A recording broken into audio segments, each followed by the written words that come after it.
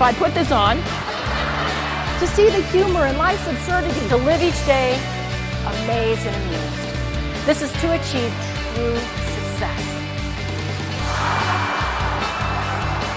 And laugh, because you will have a connection like no other. Humor is a competitive edge. My philosophy in life is to live amazed and amused. My first choice is always amused. I love finding the humor in the situation, and I can find humor where most of you would not, but I'm going to help you with that. Humor comes from pain. It might be yours or it might be somebody else's. It might be a little or a lot, but how many of you in here are laughing hysterically because you have too much money? Or because you got a great sexy figure. No, we're laughing about the things that make us crazy.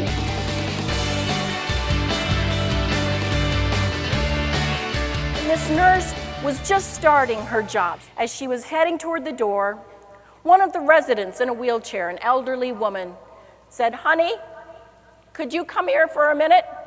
And she went over and she said, "Tomorrow's my birthday, and I don't think anyone's gonna remember. Would you sing happy birthday to me?" And she said, "Oh, of course." So she sang her happy birthday, and they chatted for another 15 or 20 minutes, and she went home. And then, of course, on her day off, she went to the grocery store, and the woman had told her she loved chocolate cake with icing that was nice and thick. She made her a nice cake and got some balloons and went in and celebrated her birthday with her, and people were turning around and smiling, and she was thinking, oh, they're admiring what I'm doing for this woman. And she went home and came back in on Monday, and her supervisor called her in. And so I just wanted to have a little chat with you. I wanted to tell you about the patient that you were talking to, Edna. She said, yes. She goes, wasn't her birthday. But she loves chocolate cake with icing. So anytime there's a new nurse that comes to our facility,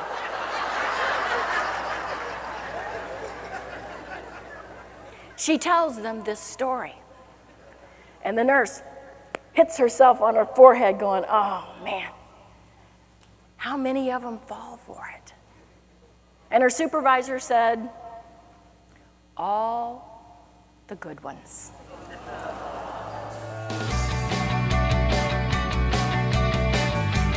Does anybody here ever fly Southwest Airlines? Oh yeah. First time, and I'm sitting in my seat, I'm one of the first ones on, and I fly every week. So I'm in the zone. As soon as I get in my seat, my eyes are closed and I'm napping. And the people are coming on the plane and I'm in just la-la land until I heard a voice starting to shout. They're yelling, all right, everybody, listen up! I look around, it's the flight attendant. She's yelling at us and she's saying, there may be 50 ways to leave your lover. But there's only 4 ways to leave this plane.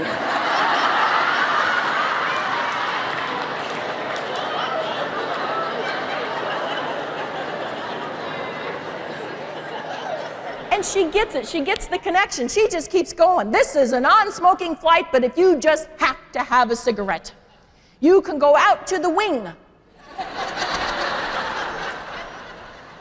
and watch today's feature, Gone with the Wind. This is the only airline in the United States over the last 20 years to remain financially profitable. They understand that logic tells, but emotion sells.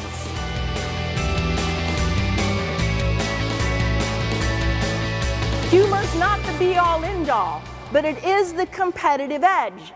This is why companies like American Express paid big money to comedian Jerry Seinfeld.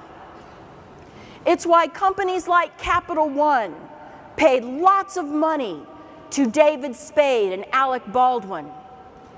It's why companies like Jell-O paid lots of money to humorist Bill Cosby. These companies know humor is power.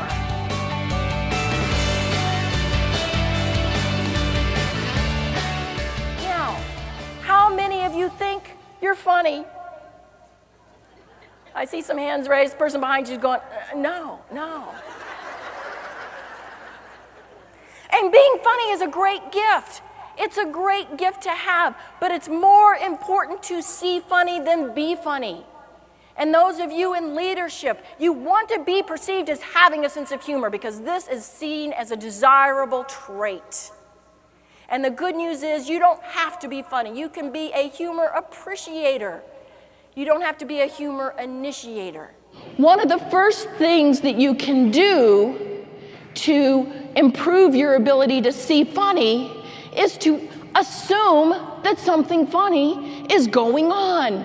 Most of us go through the day and go, well, there's nothing funny happening in my life, and there's nothing funny happening where I work. And, if that's your case, then that's really what you're going to find. But if you have the attitude, well, something's going on, what am I missing?